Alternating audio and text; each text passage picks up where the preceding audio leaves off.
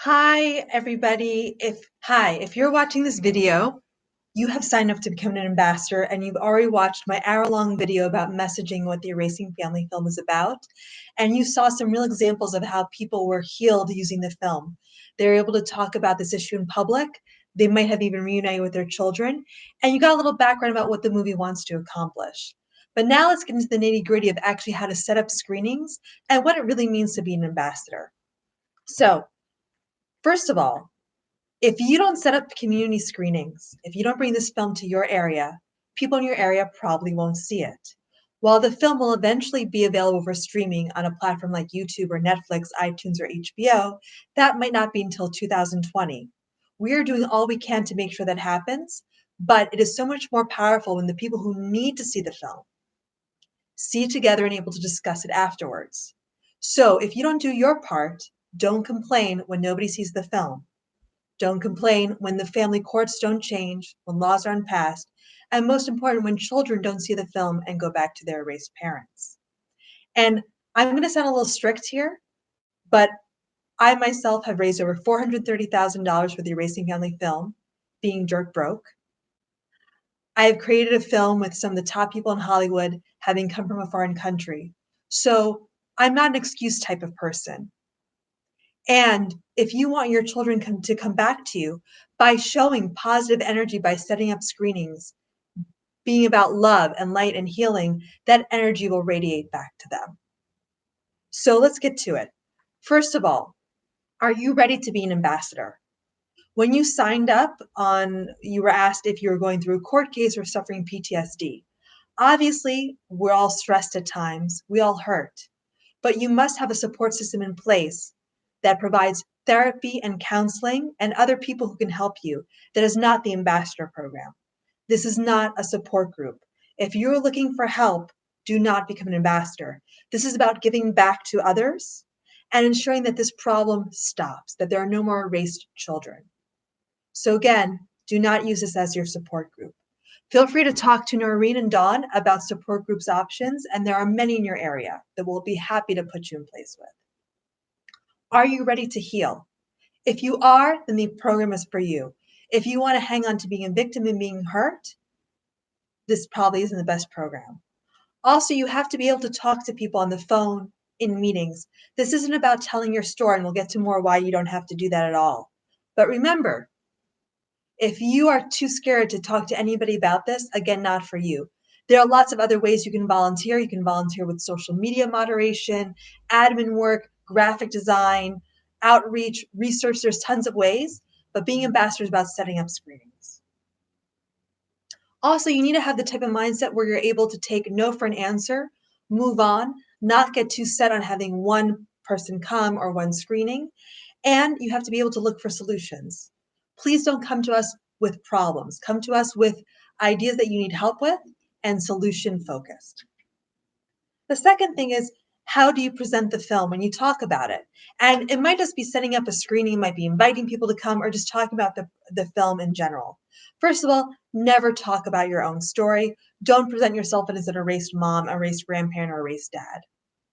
This is very freeing. If someone asks you why you're so interested in the subject, you can just say, this is a problem that has affected my family. And I know that 22 million parents in the US alone can't see their kids after divorce. This is a huge problem, and I hope you can join me by learning more about this and helping families. And if someone really presses you, you can just say, I'm an erased mom or dad. It's been a few years since I've seen my kid. And by working with the Erasing Family film, I've learned that I'm not alone. Keep it short and simple. It's not about you. Remember, print out brochures before you go to meetings. Always have them available. You can print them. They're available to print on our website. You can also contact ambassador@erasingfamily.org to request brochures be sent to you. You just pay for the shipping cost. Now, what's the wonderful thing about a film and why I did a film instead of writing a book? People like seeing films. It's an easy sell. Remember, you're not asking people to endorse legislation, to call a senator, to read a book. You're asking them to come to a fun movie night. Maybe fun's not the word, but it's definitely entertaining. You'll learn something. And that's the hook. Are you willing to spend an hour and a half watching a movie and then talk about it afterwards and listen to some other people talk about it? Easy sell. Keep it easy, and this is how we can reach out to new people. Because remember, if you're an erased parent, I don't care if you see this film. A lot of erased parents will have a hard time getting through this film. This film isn't made for you. You're not the intended audience. The intended audience are adult erased children who we can inspire to reunite, legislators who are voting on shared parenting legislation and other family court reform bills, people who work in family court like judges, lawyers, psychologists, social workers, and custody evaluators, educators in schools, and of course, university students. Why? Not only are half of them probably erased children, but they are the professionals of tomorrow. So you're not bringing this to movie theaters or trying to get into film festivals. It's great if you can, but you're bringing this to people who need to see the film. Remember, even if we set up 100 screenings and 100 people go to each screening, that's only 10,000 people who will see the film. And there's 22 million affected families in the US alone. So we need to set up a lot of screenings and get a lot of people there. Now there are two ways that you can arrange a screening. The first, and we'll talk about both, the first is you set up the screening yourself and you're the host, and the other is that you get another organization to sponsor. Let's talk about the first option first, where you decide to host the film. This means that you're going to be responsible for inviting people, finding a space, and paying all the costs. Luckily for you, though, this is super easy. It's super inexpensive. Please look at our price list. The screening fee is as low as $250 in the fall. And also, if you get 100 young people between the ages of 18 and 25 to see the film, we will give you the film for absolutely no cost at all, zero. So you're just responsible for the room. Now, the first thing is to find an inexpensive or free room in your area. You can ask the ambassadors and the coaches for suggestions such as using peerspace.com to find an inexpensive room, perhaps your own living room, community college, a classroom, an office, an auditorium, a church space, a union hall. You just need to have the AV equipment that's able to show a film. It does not have to be a movie theater. And remember, keep it simple. Don't make it harder on yourself. One ambassador said, I want to show on the beach. I'm going to have to get this permit and this AV equipment on the beach. That's great, but it's so much work and sounds so expensive. You might be able to find a room at your local community college for $50, $100 and rent it there. So what you want to do is you find a low-cost room, pick a date, and the date can be in 2020 to give you more time, right? And the beauty is if you pick a community college or university or high school, even if it's not an officially sponsored event, you might be able to use their emailing list or ask them to advertise the film and invite teachers there. So even though it's an after-school activity, this is a great place to meet young people. You might also want to set one up if you're working on legislative reform in the state legislature, and we have a half-hour version just for state legislatures. Remember, state legislators by law cannot pay the screening fee, right? But, so you're going to have to do that, but you can also invite their staff members to go and give them a free lunch. And it has to be on Capitol grounds if you do that. Then you need to create an invite list. We suggest creating 10 times as many spaces as you have. So if you want to have 100 people show up, get an email list of 1,000 people going bit by bit. Set up an Eventbrite where people can either buy tickets or get free tickets, and you can keep track of who's going. Remember to reach out with phone calls too. Very important. And if someone says that they can't go, ask them, do you know somebody else who I can invite? Especially if they're a powerful person like a mayor or a senator, they're probably not going to go, but someone from their staff can go. So don't hound people to going. If you email them a few times and they say no, or they say, I'm not sure, count that as a no. You're looking for yeses or not yeses. So maybe I'm not sure, childcare, they're probably not going to show up. But ask them who else can show up. Now, once you have the room, you have the date, and you have some evites, you can look for sponsors, and we have materials how to ask for sponsorships. We have these emails already written, and it can be a local business like a pizzeria. It can be a judge. It can be someone who has a coaching business helping divorce people. And there's many ways that they can get involved, and this is a great opportunity to get their logos there. So that's if you yourself want to host the event. The other way to go about this, and remember, you can do both. You can have one event that you host, is to find an organization that sponsors it. So in a local university, a department like the psych department, family studies department, Law school can sponsor it, and they often have a lot of funds to bring films and speakers in. Or you can look for a law firm to sponsor it, a psychologist, any business that has money. And a lot of these groups, like collaborative law groups, they might have film circles. So you're just asking them to put the film in this cycle. And we have these emails on our website on how to reach out. Remember, you want to reach out to a lot, and this is a great way to get them thinking about this issue. Remember, they don't have to agree with everything in the film. One of our first screening that we did, a test screening, was with the Lane Project in Kansas City. And after the film came out, they actually said that there are points that they disagree with, like they don't agree with default shared parenting. But that's the people who we want to show the film and to start a discussion with.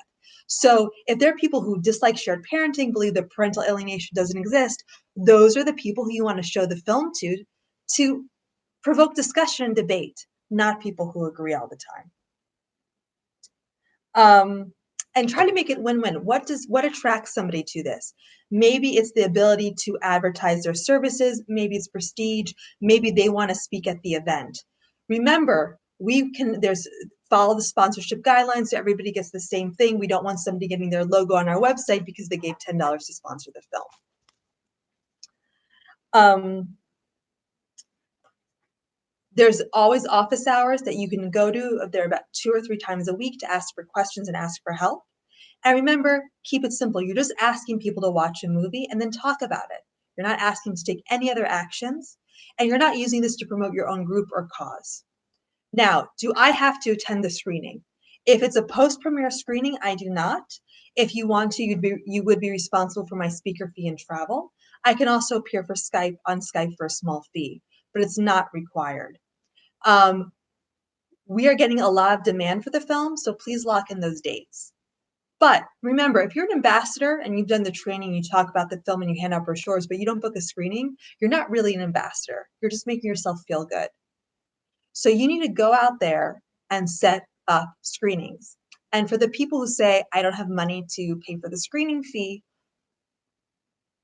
book it for November or December of 2020 and try to fundraise $10 to $20 each week. And that's a more effective use of your time than complaining. Create a team with somebody in your community who isn't going through this, a friend who can help you set up the screening because it means a lot to you, but they're not an erased parent. Also look for professional connections. The collaborative divorce lawyers and a lot of social workers, they know about this problem, they're hungry for solutions, and they're great people to have on your team. Invite judges.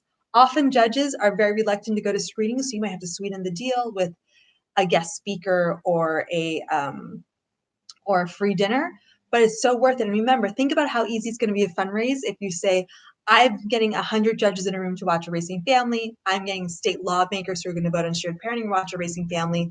I need $500 to cover the cost. I think that's a pretty easy sell in your community.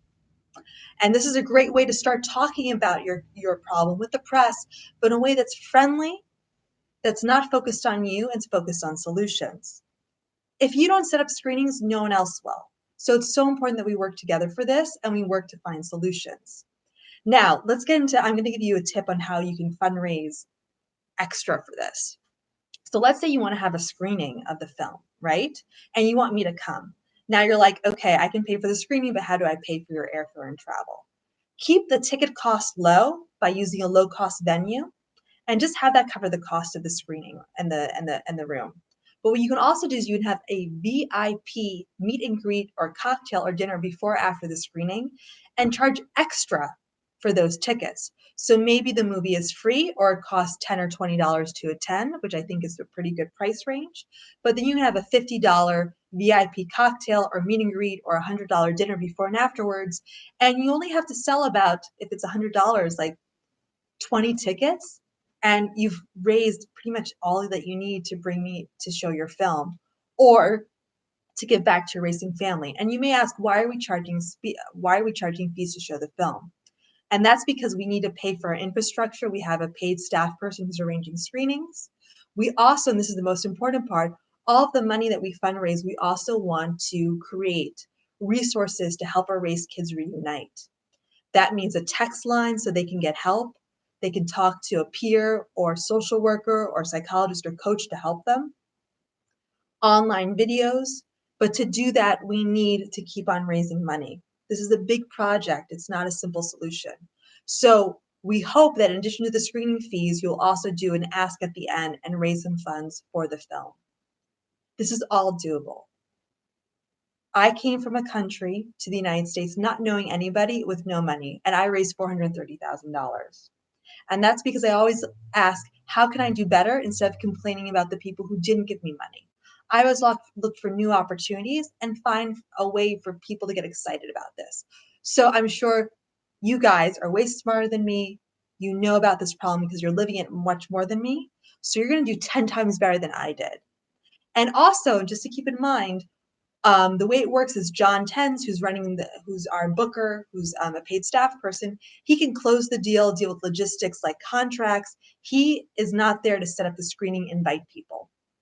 We are happy to assist you with that. That would be an extra cost because we'd have to pay that salary. But it is your job to go out there. Just telling us, hey, talk to these people, talk to this university. We need specific information. Who to contact? Do they do screenings? What are their budgets? That's what you can do. So start writing that list now. So if you are going to do your own screening, start making a list of who you're going to invite. If you want to do a sponsored screening, start thinking of 5 to 10 organizations in your area that can sponsor it. Public libraries are a great one. Houses of worship, maybe they can sponsor it, but also they often rent out for very low cost halls that do screenings. Police departments, the Bar Association, local chapters of the AFCC, which is the Association of Family and Conciliatory Courts, high schools, PTAs. These are all on our website, but that's who you want to get the film to, remember. It's not about you and your family or showing it to a divorced and separated group. While that's great, a lot of people who are going through this are going to find this very difficult. Also, here's another tip. If you can get someone to be at the screening who can help take care of people who need to leave because they need to talk about it, that's also really awesome. So thank you so much about becoming an ambassador. You've taken the first step, but it's the first step on a long journey of promoting this film, bringing screenings, because this film is designed to help reunite families and create change. But it can't do its job unless you set up screenings. I've devoted 4 years of my life to making this movie and building as much support as I can in Hollywood and reaching out to people. But as they say in Game of Thrones, my watch is coming to an end. I will still be here, but I myself can't set up screenings all over the United States and Canada and the world. Only you can do it. We've had 200 people sign up to be ambassadors, but as of right now, only a few have set up screenings. So I'm a little disappointed, but I know things can change. We need to make this clear and easy for you, but you also need to do the work. So remember, so someone just said, can you please tell me if a screen in Australia is possible? Of course. You can screen anywhere in the world. Now, if you have a venue, you fill out the how to host a screening form on our website, which you go to erasingfamily.org. If you want to become an ambassador, you also click on get involved and you become an ambassador. But you fill out that form, host a screening, when you have a venue in place and when you know you have a budget to bring the film in, right? And remember, if you don't have money, find somebody who does. It's not that hard to raise money. You just have to ask and ask people over and over again and know that some people will say no and not let that go. So thank you so much. I hope that there'll be an uptake in screenings. Remember to look at our price list. Screening Star as low as $250 if you're not selling tickets, $500 if you're selling tickets. And if you want to use this film to promote your own organization or business, it's $1,000. So it's all very reasonable. And then you just have to cover the other costs. And if you need help with an invite list, we can also do that, but we would charge for our time, not my time, but the booker's time. Thank you so much. And remember, there are tri-weekly office hours where you can talk with Noreen and she'll answer all your questions. So get out there, book screenings. Remember, even if we book 100 screenings with 100 people each, that's only 10,000 people who would have seen the film. We need more than that. We're counting on you. Your kids are counting on you. Please don't let them down. Thanks.